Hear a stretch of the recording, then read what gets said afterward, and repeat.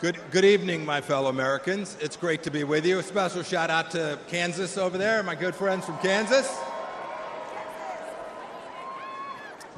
You know, I had the incredible privilege to serve as President Trump's CIA director and Secretary of State.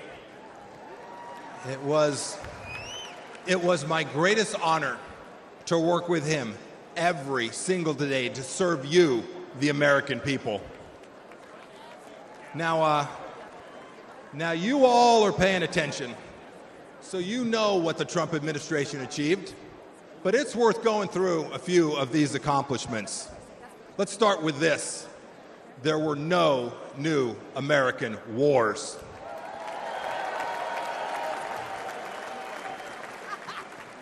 Our border, our southern border, closed.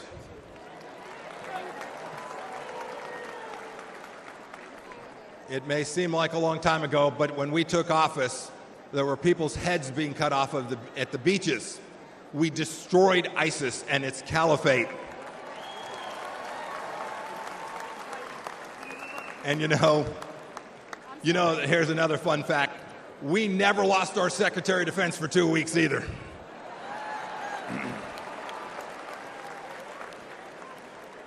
You'll remember, for those 4 years, the evil of Vladimir Putin was held at bay. When we walked out, January of 2021, the Iranian regime was afraid, and the people of Israel were strong and secure, and we treated them like the friend and ally that they need to be.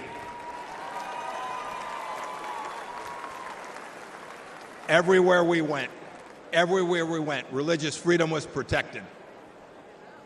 We held 3 summits in North Korea, and North Korea was quieted. We'd begun an honorable exit from Afghanistan, and not a single Chinese spy balloon flew across the United States of America. 4 years. Had I been the Secretary of State and a Chinese spy balloon flew across our country, I would have been the former Secretary of State, and rightfully so.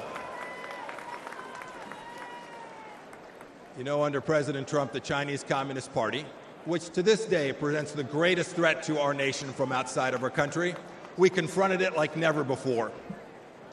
Look, ladies and gentlemen, in short, we put America first every single day.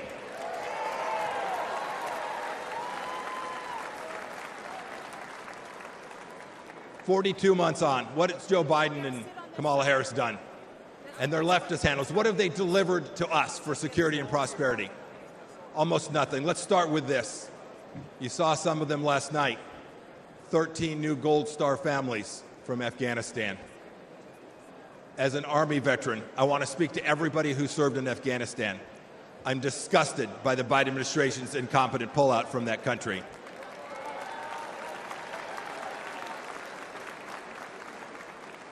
To those of you who served there, know this. Know that your service was honorable, that you saved American lives, and that the Pompeos love and admire you for what you did for America. Thank you, and God bless each and every one of you.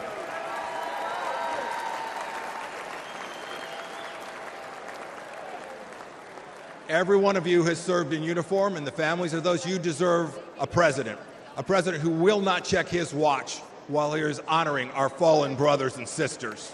It was indecent. And of course, it was that very weakness we saw in Afghanistan that prompted Putin's butchery in Ukraine. Last week, we saw what it meant. A children's hospital bombed, innocents killed. It did not have to be. And now, of course, a second war in Gaza. President Biden won't even talk about the fact that Americans are still being held there by the Iranian regime.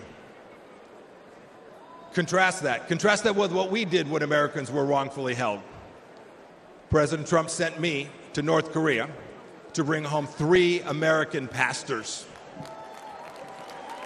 We brought them home.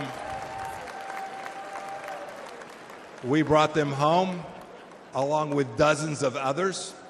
dozens of other hostages, and we did so without paying one single penny to the terrorists.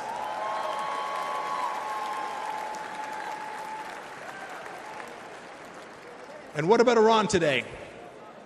When Joe Biden eased up on President Trump's maximum pressure campaign, we gave money to the Ayatollah so he could cut more checks to the genocidal maniacs who conducted attacks, barbaric attacks in Israel.